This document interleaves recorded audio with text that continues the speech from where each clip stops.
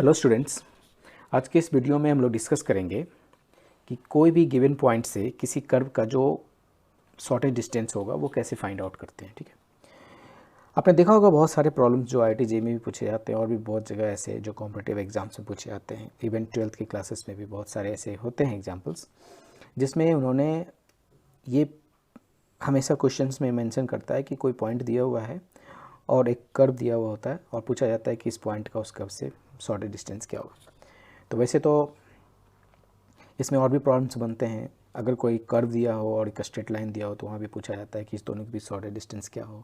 एक ऐसा भी केस होता है जिसमें कोई दो डिफरेंट नॉन इंटरसेक्टिंग कर्व्स होते हैं और फिर उसके बीच पूछा जाता है कि शॉर्टेज डिस्टेंस क्या होगा। तो मेनली इस वीडियो में जो मैं आज डिस्कस करूँगा वो सिर्फ पॉइंट और कर्व के बीच का शॉर्टेज डिस्टेंस।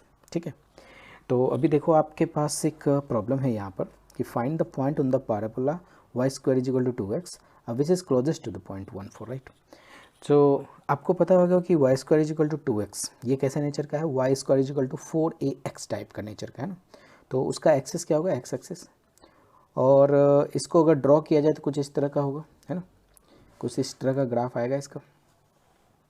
तो आप देखो इसका जो फोकस होगा वो a0 और यहाँ a का वैल्यू देखो, यहाँ पर 4a के इक्वल्स 2 है तो a का वैल्यू हाफ हो जाएगा, तो हाफ 0 ये फोकस हो गया और 1 0 कहीं यहाँ लाई करेगा।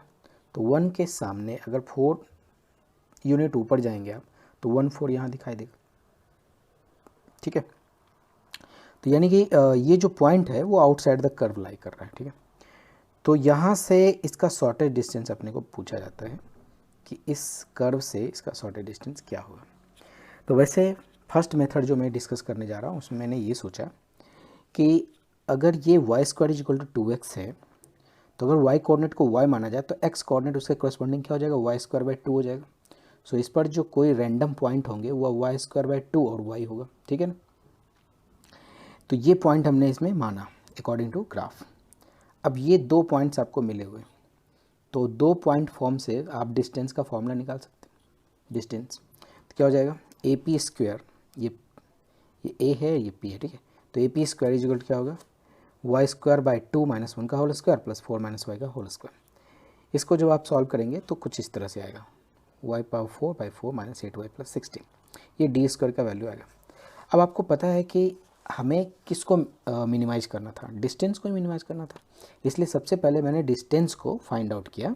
अब इस डिस्टेंस को फंक्शन ऑफ y बना दिया और इसको मिनिमाइज या मैक्सिमाइज करने के लिए सबसे पहले क्या करना पड़ेगा, D of capital D divided by with respect to dy, right.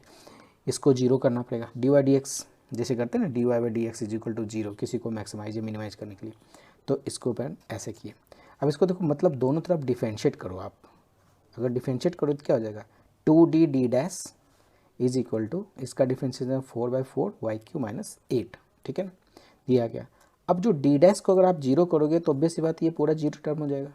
तो जीरो ये जब हो जाएगा तो इसका मतलब ये हुआ कि Y Q minus 8 equals to zero हो गया। तो वाई का वैल्यू कितना आ गया, 2। ये जैसे ही वाई का वैल्यू 2 आया तो आप यहाँ से देखो वाई का वैल्यू जैसे ही 2 आया तो यहाँ पर वाई स्क्वायर बाई 2 फिर से 2 आ गया, यानी 2 और 2 ये आपको ए पॉइंट मिल गया।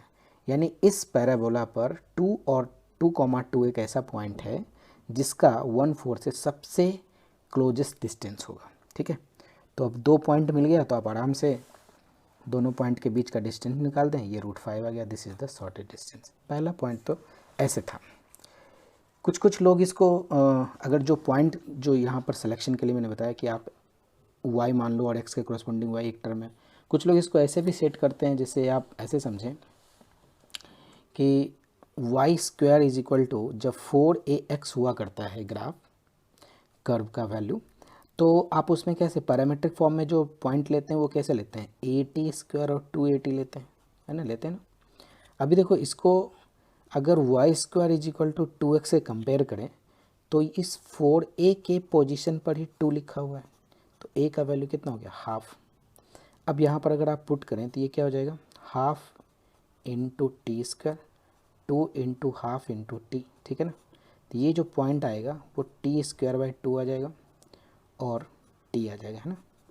तो आप पैरामेट्रिक फॉर्म में भी पॉइंट को आप कंसिडर कर सकते थे, टी स्क्वायर बाई 2 और टी।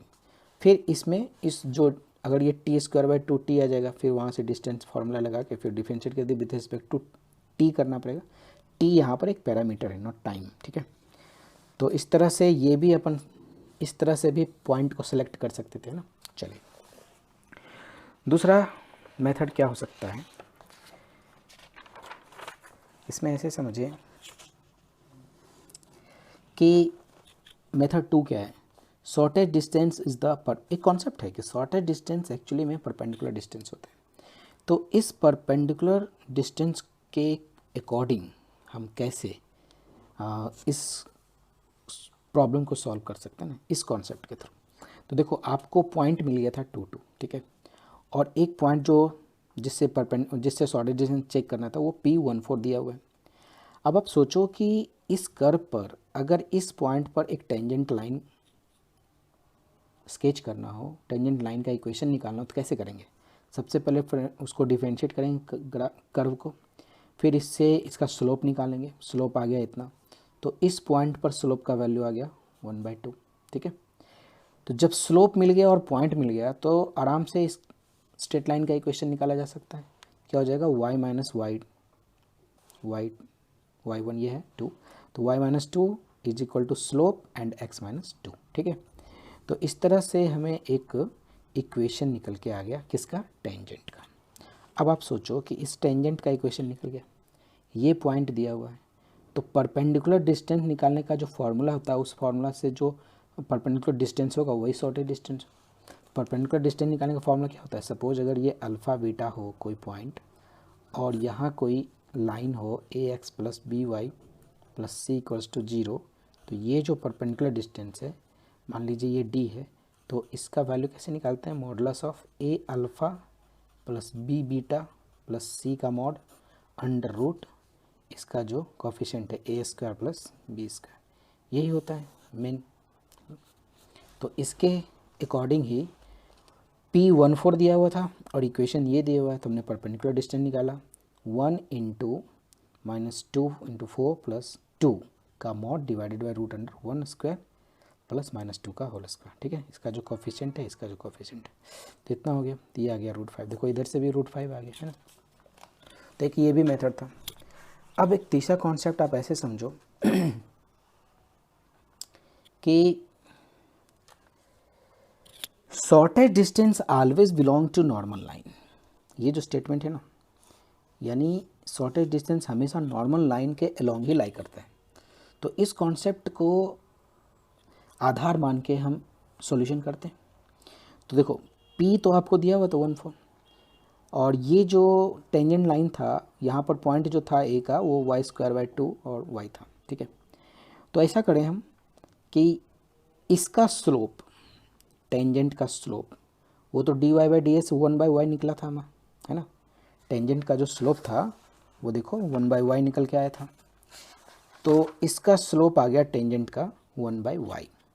और ये 2 पॉइंट फॉर्म दिया हुआ है, इस 2 पॉइंट से इसका भी स्लोप आ जाएगा नॉर्मल का, क्योंकि नॉर्मल ये है और टेंजेंट ये है, ठीक है। ये नॉर्मल, ये टेंजेंट। तो हम जानते हैं कि slope of tangent and slope of normal हमेशा -1 के बराबर आएगा। तो slope of tangent 1/4, slope of normal कैसे निकालेंगे? y2 minus y1 divided by x2 minus x1, ये आ गया इतना इक्वल्स टू, इसको सॉल्व कीजिए, yq इज इक्वल टू 8 आ गया, y का वैल्यू 2 आ गया फिर से, ठीक है। जैसे ही y का वैल्यू 2 आया आप यहाँ पर रख दें, ये भी 2 ये भी 2, तो पॉइंट आ गया 2 2, डिस्टेंस फार्मूला लगा दीजिए, √5 आ गया, ठीक है। तो ये भी एक तरीका था जो हम सिर्फ नॉर्मल के को कंसीडर करके भी शॉर्टेज डिस्टेंस निकाल सकते थे। इसी नॉर्मल का एक और यूज कर सकते हैं, उसको मैंने मेथड में नहीं लिया है बट थोड़ा सा एक नोट करके बता रहा हूँ कि अगर नॉर्मल का इक्वेशन लिखा जाता तो देखो कैसे होता। नॉर्मल का इक्वेशन मतलब इस पॉइंट से पास कर रहा है पॉइंट, और ये पॉइंट है, दोनों पॉइंट से पास करने वाला। तो उसमें हम क्या कर सकते हैं, ऐसे सोचें कि जो इक्वेशन होगा वो क्या होगा। अभी एक चीज़ तो आपको पता चल गया था कि टेंजेंट का जो स्लोप था वो 1/y था, तो नॉर्मल का जो स्लोप होगा वो -y होगा, ठीक है ना। तो इस हिसाब से देखें तो y माइनस 4, देखो y minus 4 is equal to slope and x minus one, X minus X one ऐसे ही होता है ना। तो इसमें से y माइनस फोर और इक्वल्स टू माइनस वाई किसका स्लोप था, ये नॉर्मल का स्लोप था, equal into X minus X one होता है ना। तो x का value Y square by two था, उतना माइनस एक्स वन वन दिया हुआ है। इसको आप जैसे सॉल्व करेंगे फिर से X Q by X Q is equal to eight आ जाएगा, Y Q is equal to eight आ जाएगा। इससे y का वैल्यू आपको 2 आ जाएगा।